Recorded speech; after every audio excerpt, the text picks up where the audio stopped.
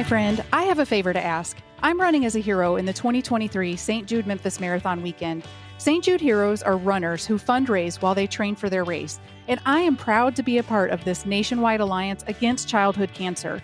I want to help make sure that families never receive a bill from St. Jude for treatment, travel, housing, or food, so they can focus solely on helping their child live. Your donation, no matter the size, will help. Will you help me reach my fundraising goal? Please visit my fundraising page to show your support at fundraising.stjude.org/go-to/DonitaJ. That's DONITAJ. There's a link in the show notes. I can't thank you enough for helping the kids of St. Jude.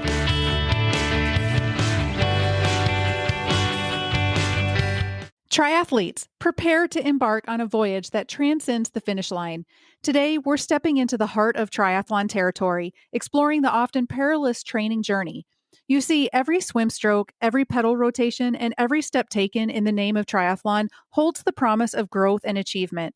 As we delve into the 25 most critical training pitfalls and the wisdom to overcome them, you're on the brink of an enlightenment journey that will enhance your endurance, optimize your speed, and ensure that every training session fuels your triumph.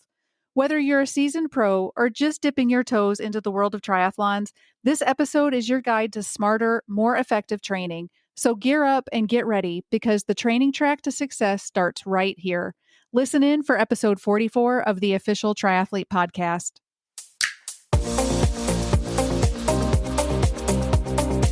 Hey, my friend. My name is Donita Jacobs. Some people know me as a nurse, a leader, and health expert. Other people know me as a coach, race official, and seasoned triathlete. But at the end of the day, I'm simply a friend with a mission. I want to help you transform your life. My goal isn't to help millions. My goal is to help you.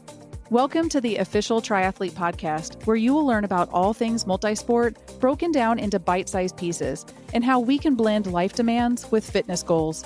My approach is different because I am blending my 20-plus years of healthcare and athletic experience to help you be the healthiest, happiest, and most balanced athlete you can be. I believe in you, even if you don't. You really can reach those soaring goals, and I'm here to help you get there. I'm so glad you made it here.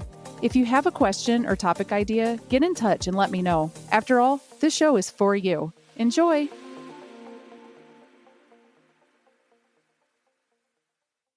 Hello, my friends and fellow athletes. Thanks for tuning in. I'm so grateful that you're here. I always start with a little message from my Train with Heart program. It's my mission to transform the whole athlete. So Heart not only develops and prepares the body for improved athletic performance, but aims to optimize the whole person through healing, empowerment, awareness, reflection, and transformation. So each episode, I share a little snippet from how I help my athletes with one of these elements. Today, we are going to discuss reflection. Reflective practice. It's a phrase we've all heard, but why is it that so many of us stumble when it comes to effectively implementing it? Why do we hit walls, and how can we break through? You know, life is fast-paced. We're all racing against the clock, meeting deadlines, chasing dreams. But amidst the rush, there's one thing we often neglect: taking a moment to reflect. Now, I get it. Reflection isn't always easy, and there are real challenges.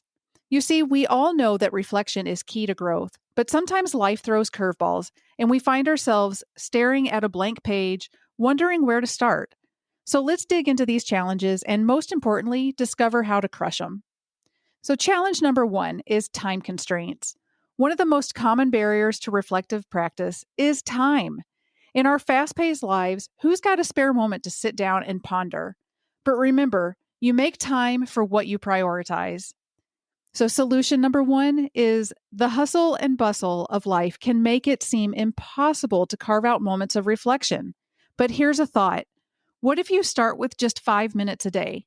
That's it.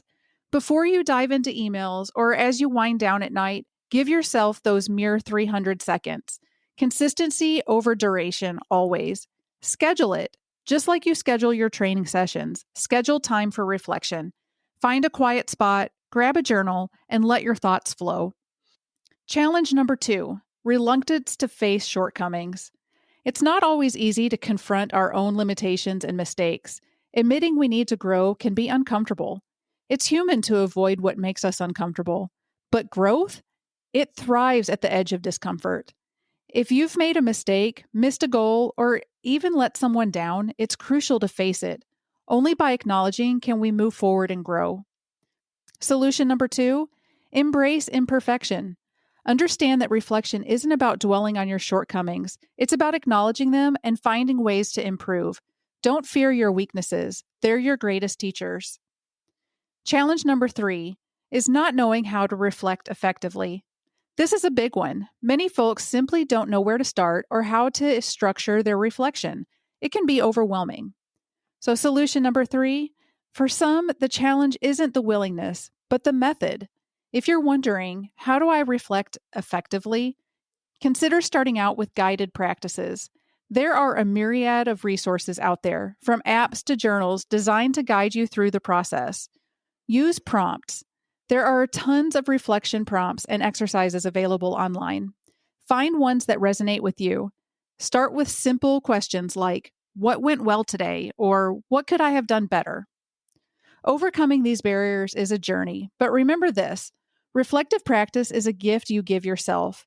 It's your personal growth tool, your secret weapon, and the biggest takeaway, you're in control. So remember, reflection is a skill. You may not nail it on the first try, but with practice, you'll become a master. The key is to overcome these challenges. As we wrap this section up, challenge yourself this week. Face one of these barriers head on.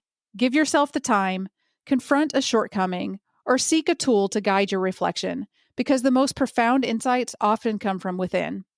Life moves at 1,000,000 miles an hour, but in the hustle and bustle, don't forget to slow down, reflect, and grow. You owe it to yourself. Now go out there and tackle those barriers like the champion you are.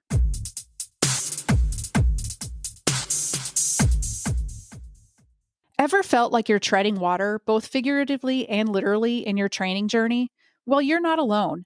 Today, we're unraveling those hidden pitfalls that even seasoned triathletes occasionally trip over. We're all bound to stumble a bit on our journey to the finish line, but why not learn from those who've tripped before?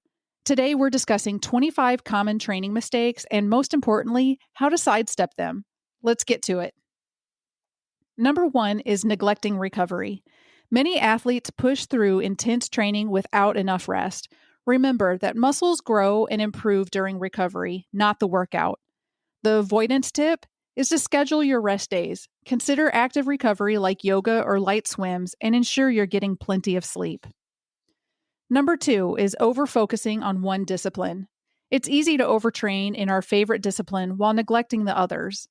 Avoidance tip: create a balanced training schedule. Rotate between swim, bike, and run to ensure well-rounded preparation. Number 3 is skipping strength training. Triathlons aren't just about endurance. Strength plays a pivotal role. Avoidance tip: incorporate strength training sessions into your weekly routine, focusing on core and muscle groups crucial to swimming, cycling, and running. Number 4 is inconsistent training. Consistency is key.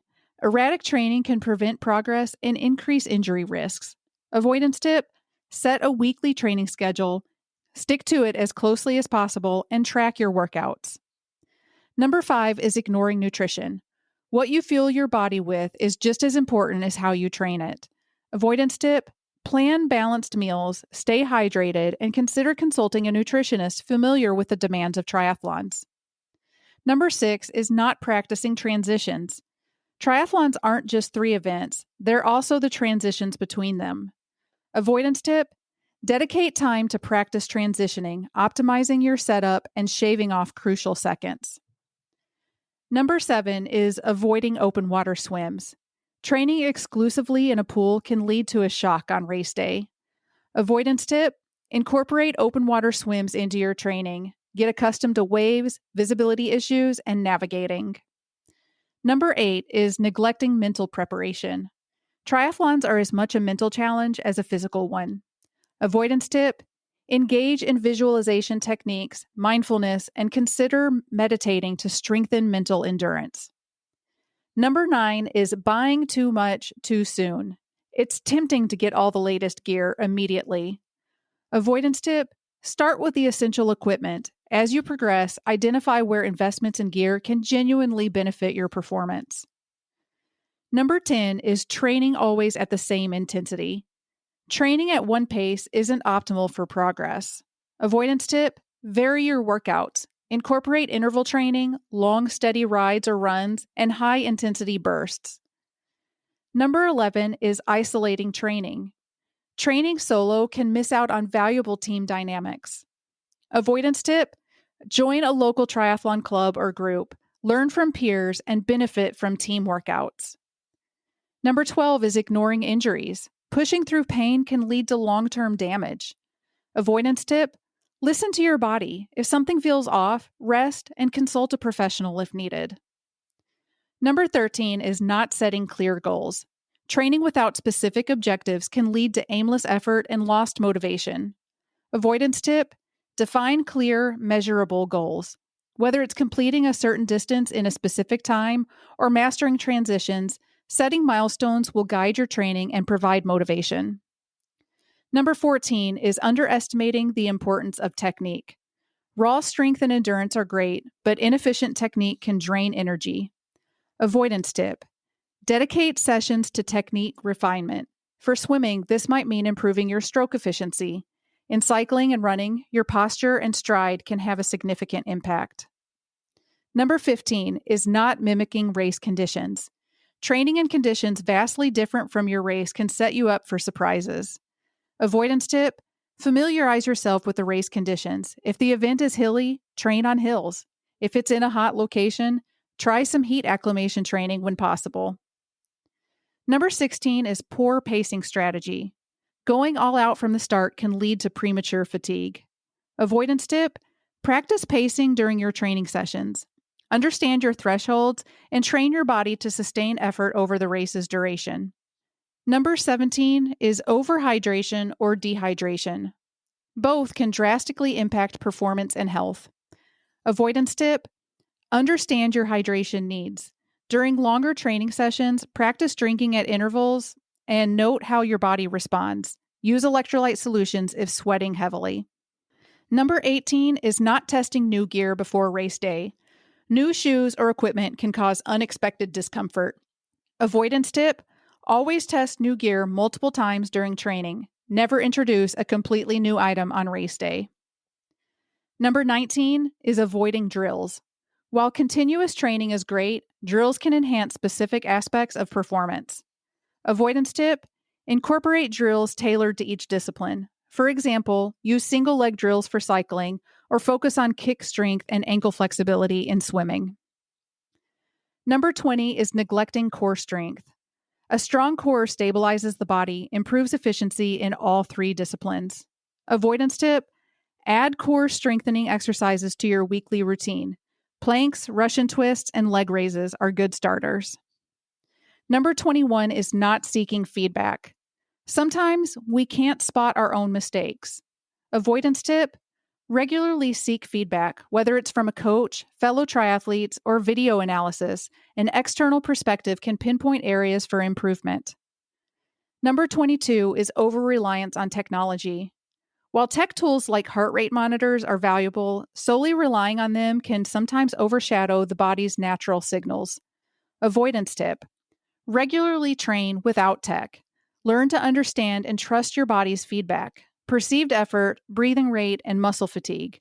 This will give you a holistic view of your capacity and limits. Number 23 is not planning nutrition timing. Fueling your body correctly is crucial, but so is timing. Consuming gels or nutrition at irregular intervals or only when you feel drained can negatively impact performance.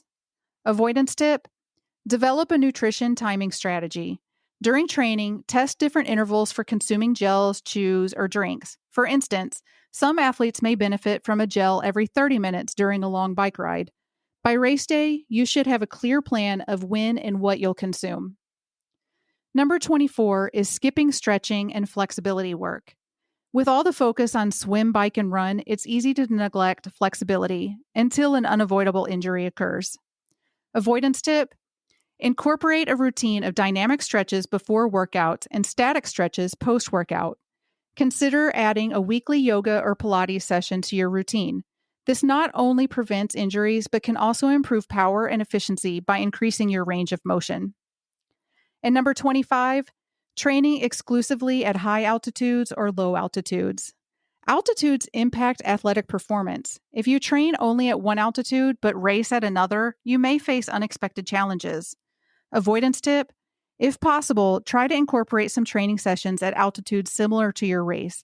If you're based at sea level but have a mountain triathlon coming up, spend a weekend or more training in higher elevations.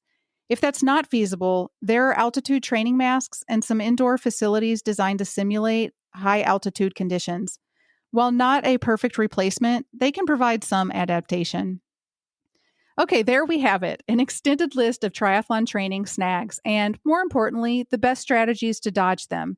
These pitfalls, as detailed as they are, remind us that triathlon isn't just a physical journey, it's a learning curve. Every day, every session is an opportunity to learn, adapt, and come back stronger. Remember, the goal isn't just to finish the race, it's to grow with every stroke, pedal, and step. Triathlons test our ability to adapt, to learn, and to mold our approach to different challenges. Keep these insights in your training toolkit. Every stroke in the water, every pedal on the road, and every step on the track will be backed by knowledge and intention. Be methodical, be informed, and most importantly, enjoy the journey of constant growth. Keep these tips in your arsenal, train smart, and remember, the race might challenge your limits, but it's the daily training that expands them. Keep training smart, keep seeking knowledge, and I'll be right here to share that journey with you. All right, so get ready for a dose of inspiration on the next episode of the official Triathlete Podcast. Join us as we dive into the incredible journey of Liz Hall. From her childhood as a competitive dancer to breaking personal records in marathons, Liz's story is one of relentless determination. Discover how she overcame a life-altering setback that tested her mental toughness and learn about the profound lessons she gathered from it. And the icing on the cake? Liz recently qualified for the Ironman World Championship race. Tune into this episode for insights into her training, strategies, and the emotional highs and lows of her remarkable journey. Don't miss it. This is a story that will redefine your perception of what's possible. Talk to you then. Bye.